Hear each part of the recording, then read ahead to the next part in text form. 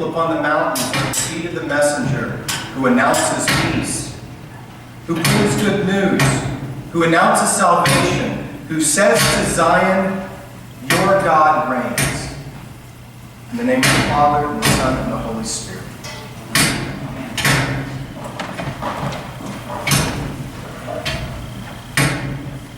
Well, today's the day we've been waiting for, the day we've been preparing for, the day we've been anticipating, the day of our Lord and Savior's birth. Well, not exactly, because the birth happened last night. It happened in the middle of the night while we were sleeping. We missed it. The whole world missed it. Save for a few shepherds who received an angelic birth announcement while they were watching their flocks by night. You see, God entered the world quietly. God didn't want the world to know he had arrived. But not even God could keep a secret. Not when it came to the birth of his one and only Son.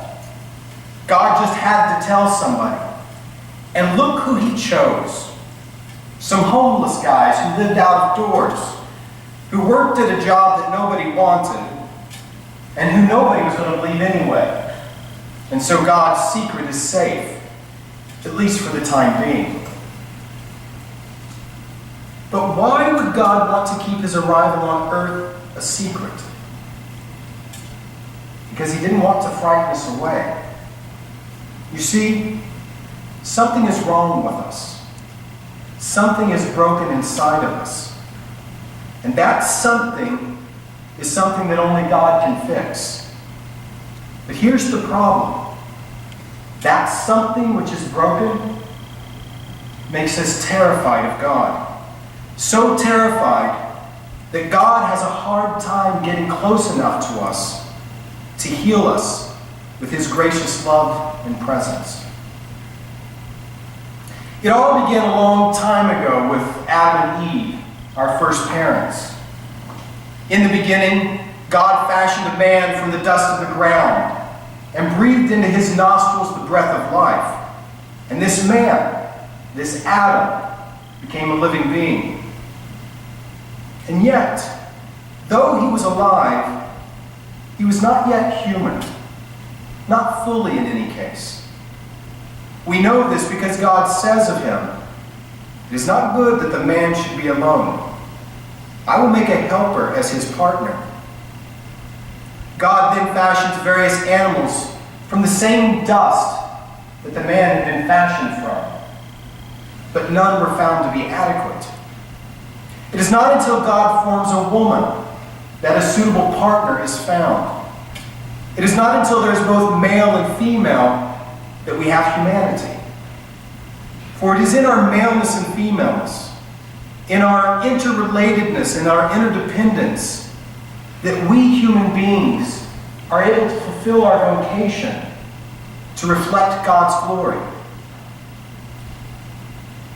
For God himself is a community of interrelated, interdependent persons. Together, Adam and Eve were created in the image of God. Together, they served as the image bearers of God in creation. They are united to one another and to God. They are naked and unashamed. This is what we call the original blessing. But then something goes wrong.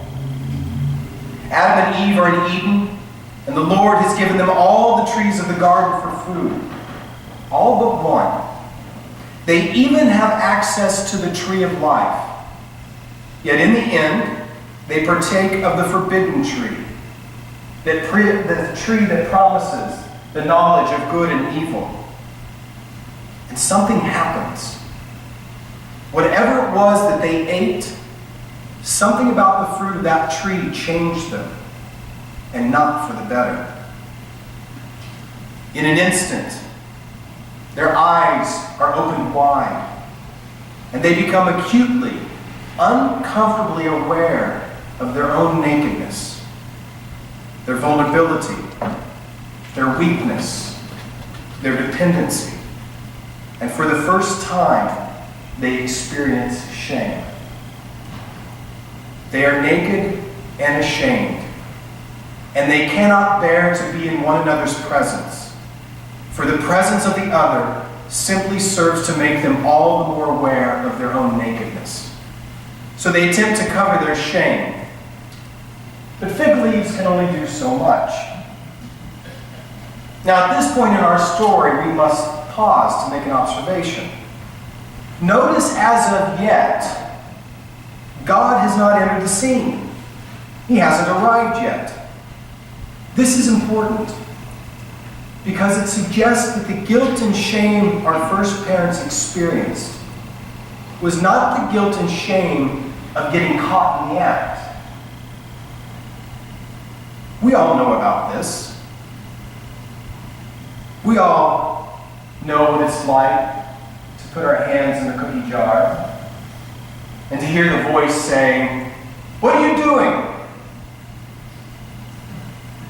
No, it wasn't the shame of getting caught that Adam and Eve experienced, but something much, much deeper. When finally God does arrive, taking what appears to be his daily afternoon walk, he finds Eden empty, completely deserted. For Adam and Eve, upon hearing of the Lord's approaching footsteps, hid themselves. Their makeshift clothing gave them enough coverage so that they could stand to be in one another's presence. It wasn't, however, able to shield them from the shame that they felt in God's presence. And so they, like we, hide. Once again, let's be very clear. Adam and Eve are not hiding out of fear of being punished. It's not that they heard the Lord stomping through the undergrowth, bellowing, "What did I tell you?" After all, as the story goes, the Lord seems genuinely surprised to find his children missing. It is only when he discovers that they have hidden themselves in shame that he makes the connection that they must have eaten from the forbidden tree. So once again, the guilt and shame of Eden goes well beyond the guilt of getting caught and goes far deeper than the guilt of fearing punishment. Whatever the tree of knowledge did to them, it rendered them incapable of being comfortable in God's presence. For Adam and Eve, and for all their unborn children, God's presence was no longer a blessing, but a curse. This is what we might call original shame. And it is this shame, a deep-rooted sense of our own nakedness, a debilitating sense of our own unworthiness. It is this shame that underlies all our human brokenness. It is this shame that lies at the root of all human sin and violence, all human suffering and death. And there is only one remedy to our predicament. Only God's loving and gracious presence can heal us of our sense of shame and alienation. But therein lies the rub. God cannot get close enough to his children to heal them. When God appears, his children head for cover. God's presence holds the key to their deliverance. But God's presence is too much to bear. We see examples of this throughout the Old Testament.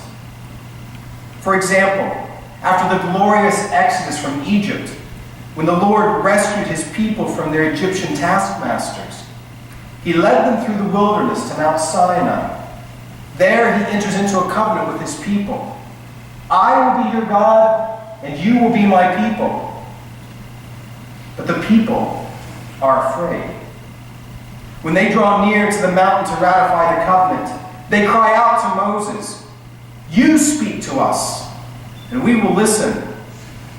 But do not let God speak to us, lest we die." God's people want a mediator. They want someone to stand between them and God. They don't want to have to deal with God directly. They want someone to shield them from God, someone to shield them from the fear and guilt that are triggered when they are in the presence of God. Clearly, they do not experience God's presence as a blessing, but only as a curse. As another example, take the prophet Isaiah.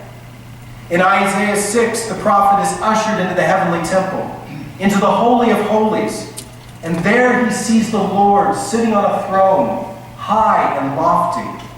Angels of fire are in attendance, and they fly to and fro, calling out to one another, "Holy, holy, holy is the Lord of hosts.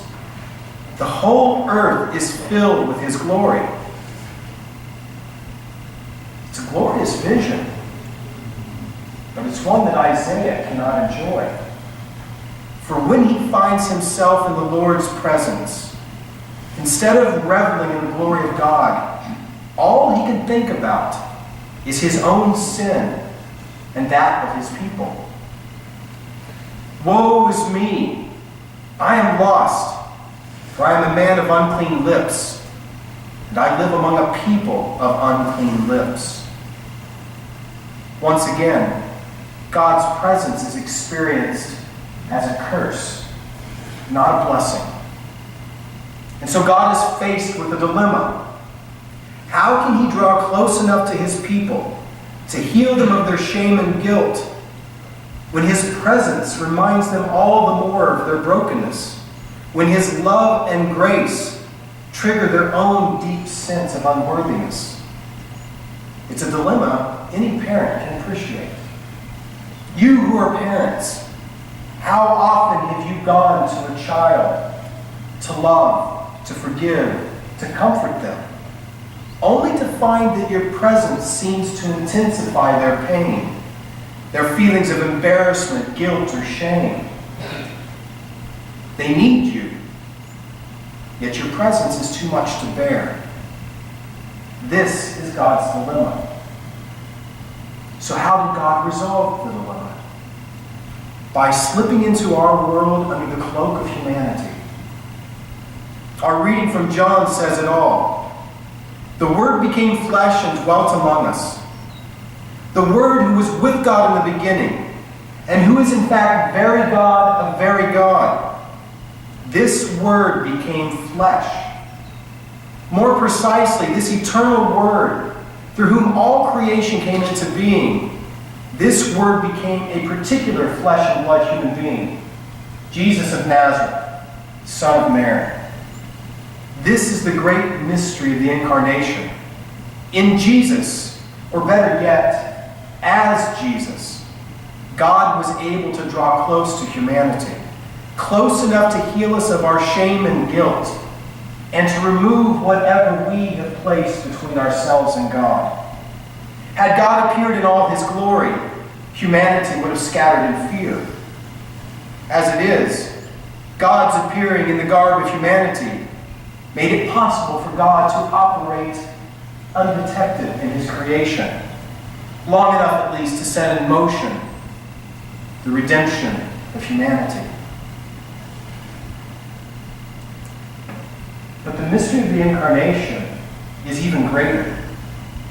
For the flesh that allowed God to get so close to us because it cloaked God, that flesh also revealed God.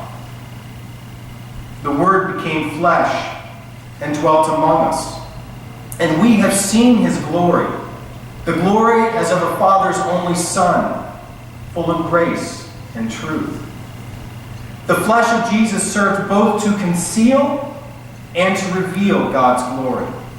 But how is that possible? God is the creator of the heavens and the earth.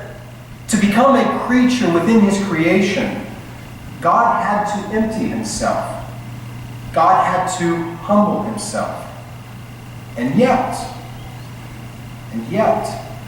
it is in God's humility, it is in the humility of the Incarnation that God's glory is most fully revealed. When God, in the person of the Son, became a flesh and blood human being, this was something new for God. something God had never done before. Yet, in becoming that human being, God didn't do anything that was alien to God's character. For God is by nature humble. God is by nature self-emptying love. So the Incarnation is an act of humility. But this is precisely what makes it an act of revelation. This mystery is critical for our whole understanding of who God is and for the whole enterprise of human salvation. To say that God emptied himself is not to say that God had to leave some of his divinity behind. God did not have to abandon some of his godness in order to become human. When the Word became Jesus, it did not cease being the Word. Consequently, in Jesus, we're not getting some watered-down version of God. We are getting God in all of God's fullness. So writes the author of Hebrews. Long ago, God spoke to our ancestors in many and various ways by the prophets. But in these last days, he has spoken to us by a Son, whom he appointed heir of all things, through whom he created the worlds. He is the reflection of God's glory and the exact imprint of God's very being. I'll say it again. In Jesus, we're not getting some watered-down, diluted version of God. Jesus is the full and final and decisive revelation of who God is. In Jesus, we are getting God in all of God's glory. And yet that glory comes in a form that we can bear. We, fearful, shame-filled human beings, can bear. For in Jesus, in the Word become flesh, God has come close enough to heal us with his loving and gracious presence. As John writes, from his fullness we have all received grace upon grace. The law indeed was given through Moses. Grace and truth came through Jesus Christ. No one has ever seen God. It is God, the only Son, who is close to the Father's heart, who has made him known. The mystery of the Incarnation is the remedy for whatever ails humanity. In Jesus, as Jesus, God in all his glory has drawn close to us. And as Jesus, God makes it possible for us to grow close to him. Now, I don't know how successful you were this holiday season in drawing close to God. Our world makes it very, very difficult with all of its busyness, which is simply the world's way of distracting itself from the pain and the shame that it feels, the shame that it clings to. And unfortunately, even we Christians can get caught up in it all. But let me leave you with a word of encouragement. God knows how hard it is for us. God lived as one of us, so God understands. And let me say this as well. If in your busyness and distractedness you feel that you missed Christmas this year, I'll let you in on a secret. You haven't missed Christmas. You only missed Advent. Christmas has just begun. Today is the first day of Christmas, and there are 12 more days of Christmas to come. So rejoice, for today breaks a new and glorious morn. Happy Christmas. In the name of the Father, and the Son, and the